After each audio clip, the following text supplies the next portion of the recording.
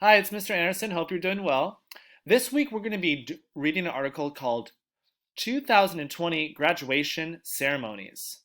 Um, this is a good article for us because um, we're going to learn a little bit more on how people graduate and what they do when they graduate. And even though you're not maybe graduating now, you can still learn about it. The school year is ending. Seniors are graduating from schools. Seniors usually graduate in May or June. Schools usually have graduation ceremonies. Graduation ceremonies will be different in 2020. People cannot gather because of the coronavirus. Many schools cannot have graduation ceremonies.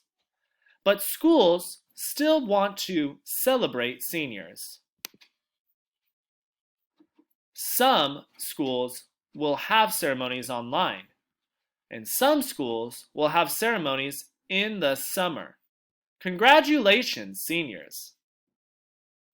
So thank you for reading that with me, and we're going to be doing activities this week all about graduation, okay? And we're going to learn some vocab words, and you'll see the story quite a bit, all right? I'll see you later.